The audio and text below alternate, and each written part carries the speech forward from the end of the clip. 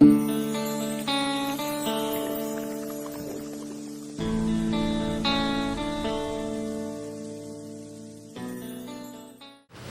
you, Mr. Speaker. With your leave, I rise to make two brief statements.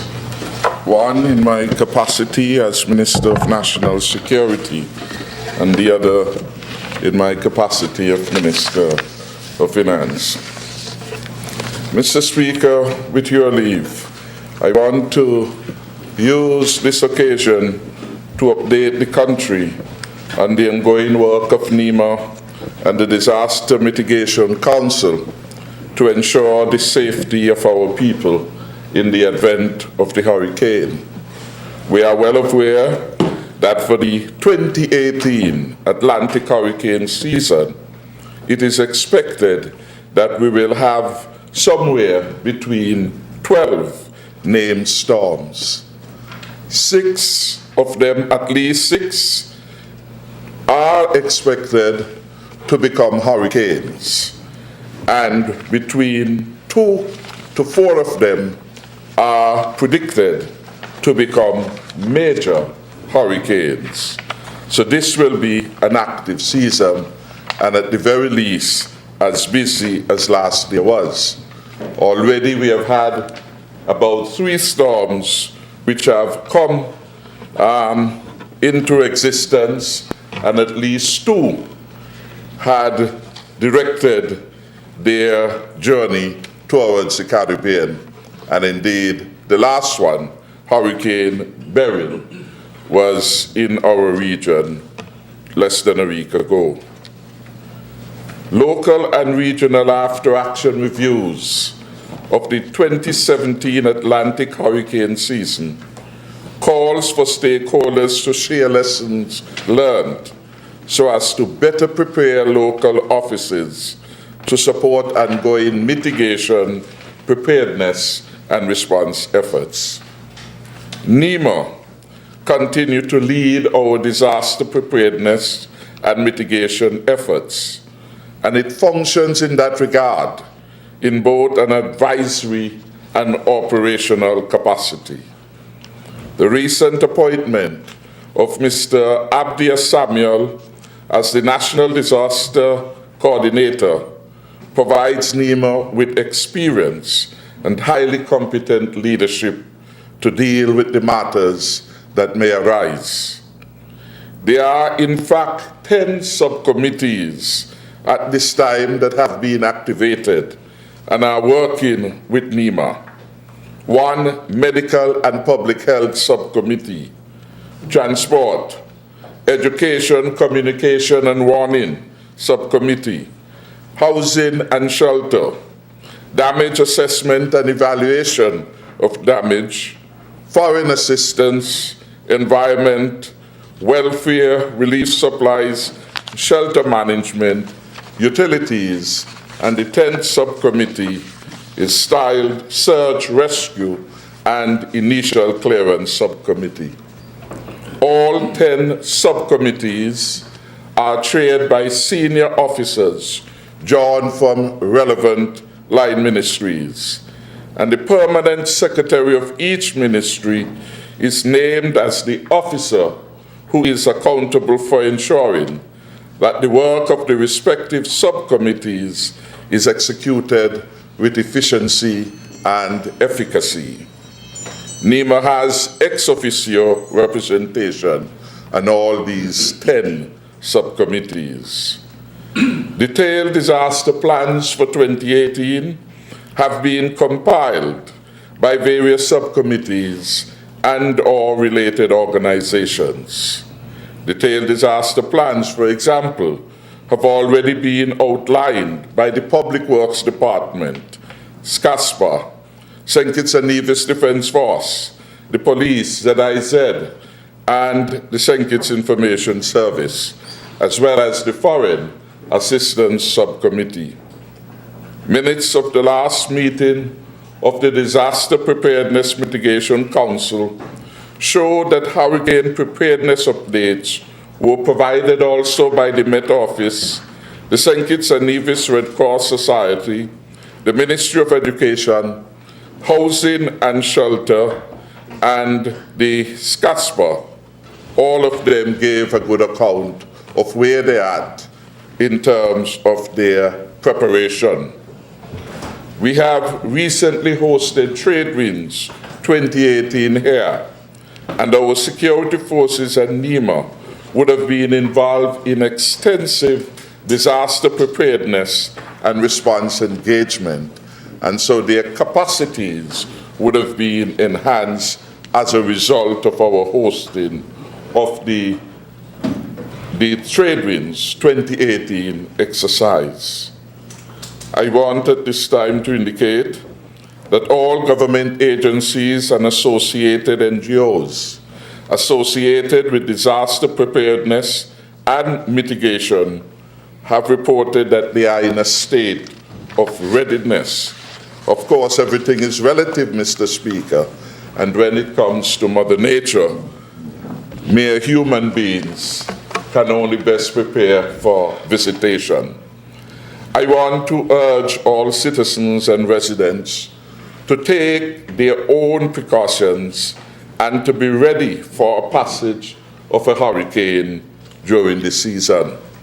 It is not too early to start thinking and doing something that conforms to an active preparation which each of us should undertake. It's not too early to ensure that required supplies are accumulated and stored well in advance. We want to ask our people not to depend upon last-minute preparations.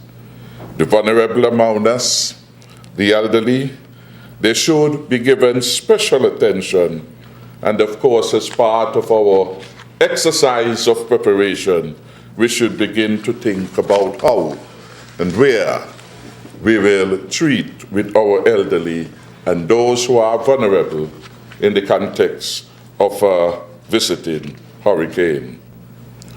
The government is very proud of a youth group established last November, the Comprehensive Disaster Management Youth Ambassador Initiative. This is the first of its kind introduced in the Caribbean.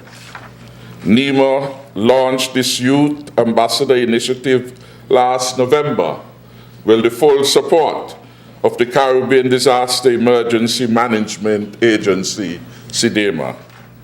Apart from serving as the new spokespersons for NEMA's recently launched public service announcement, these volunteer youth ambassadors get out the message of disaster management to the young people in our federation.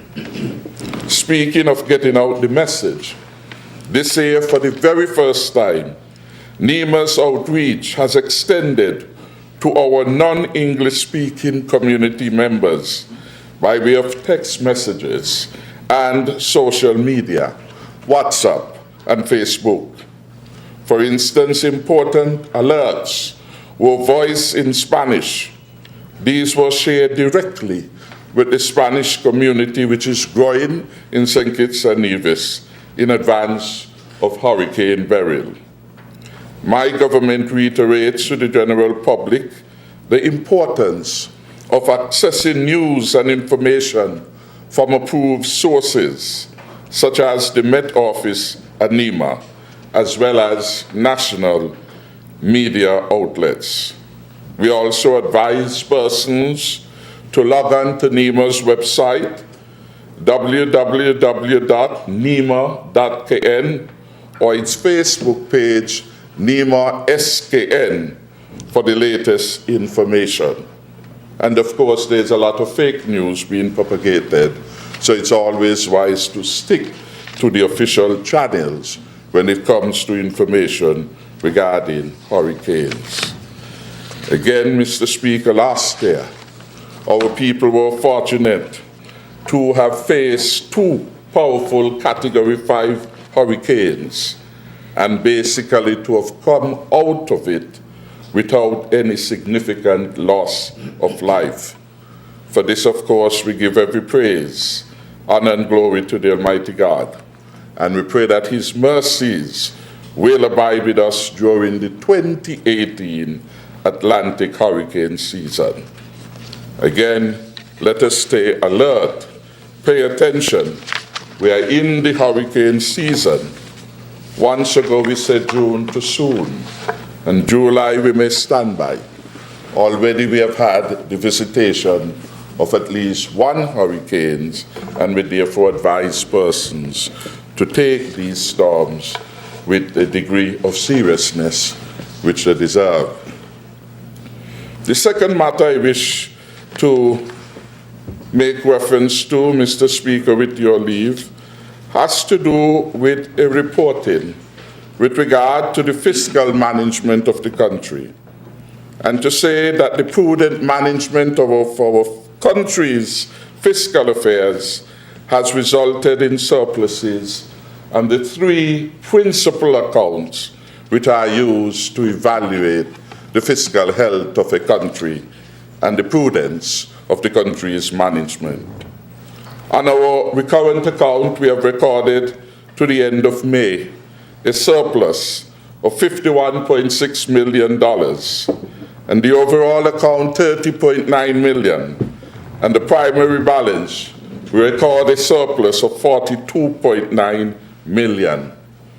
When compared to the actual outturns for the year 2017, the comparative period, we are at a better position with our 2018 results exceeding those for 2017 by 80% with respect to the surplus and recurrent account, 192% with respect to the surplus and overall account, and the primary balance is up over its comparator for 2017 by 90%. Mr. Speaker, there is no gainsaying that a surplus position is an excellent outcome, and it will always be far superior to a deficit. And we will recall that in the last 3 years of the last administration, 2010, 2011, and 2012 were marked by deficits. So, by contrast, we are doing extremely well. And even as we listen to the news and to the difficulties that others close and far are experiencing with their own fiscal house, we praise the Lord that the Team Unity administration is managing the affairs of the country very well. As we speak, we are well aware that Barbados, once seen as the model of how to manage a small island state, has its full share of difficulties, forcing the government into a mini-budget and forcing the government now to approach the IMF in the same manner that we were forced to in the period 2010 and 2011. The IMF, of course, is a helpful entity, but its help comes with serious penalties. We ourselves lived through that. The excessive introduction of 17% VAT in 2010, thereabout, the largest entry rate for VAT at the time in the Caribbean. We went through that with an 85% increase in our electricity tariff. We went through that when for 3 years in a row, the former administration unilaterally suspended the annual increment given to our people. We went through that when the former administration that had promised the government non-establishment or government auxiliary employees that they would, as it were, bring equity in their treatment and their entitlement to pensionable benefits, suspended their honorarium, and spent the rest of their time doing other things other than bringing some relief and keeping the promise to the government auxiliary workers. Those issues are well known to us. And as a result of the way in which the country was mismanaged in that era, we also was faced with a 600% hike in water bills. So we understand what it is when you manage a country recklessly, what could happen. And it's even as we are satisfied by the excellence of our performance today relative to our peers within the region, we have to remember that adversity may come. So when we speak of surplus, we can't jump and say, you have the money, well, spend it. Because money can disappear very quickly. And that is why we are looking at ways in which, as part of our overall effort to enhance the resilience of the country, to enhance our ability to progress in a consistent way, we are looking, for example, at introducing a growth fund where we set aside things for the rainy day, recognizing that the rainy day comes at least once upon a time, and we must be prepared. And so this government will continue to manage well. When we manage as well as we are doing, we are able to provide the wherewithal that allows the government to respond timely with respect to the vicissitudes of life. For example, hurricanes and natural disasters, the increasing and unpredictable outcomes in the price of energy and the international trading situation. It provides the stock of resources from which we can launch, as we have done last month, the government employees property ownership program, where we found $45 million to put in the development bank to ensure that every employee of the government could have at this time an opportunity to earn the property. A new house, add a new room, purchase a piece of land, whatever it is, it was intended to assist with property ownership, increasing the state of ordinary people in the land of their birth. And we are proud of these initiatives. These initiatives could not have come unless we have managed well and preserved the financial and fiscal integrity of the state of St. Kitts Nevis. Because we have managed well, we were able, when the time was propitious, to say we will bring relief to the farmers and fishers in St. Kitts, and to set up a fund from which they can draw proceeds for a multiplicity of purposes, advancing the food security of the country. We will speak more of these. Clearly, at the rate we are going, we can say that the dark days of mismanagement of our country and the curative involvement of the IMF will never be under a team unity administration. And I give the country that under my leadership, we will never go a-begging to the IMF again.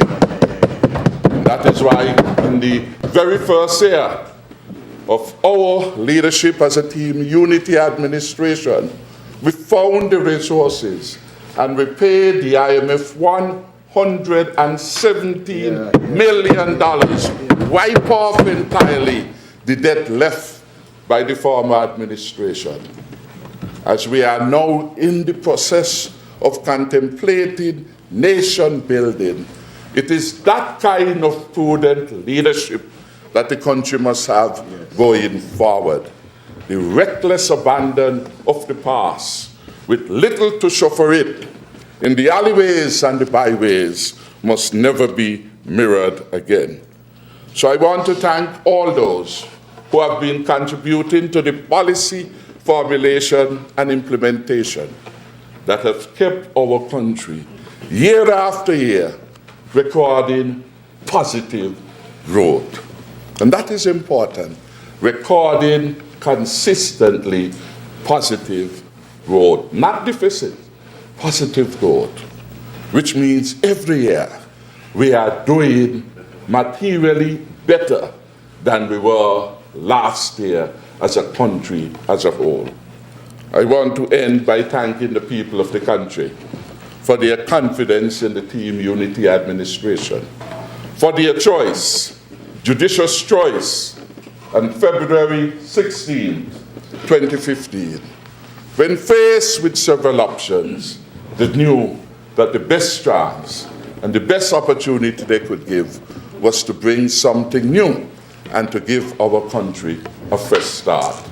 The results that we have had over the last 3 years, compared to the first three of the last term of the last administration, indicate that the country indeed has had a fresh start, and we are doing very well. May it please you, and may it please the people of the country. Stay up to date with news, programs, and activities of the government with SKNIS. Like us on Facebook. Listen to us on SoundCloud.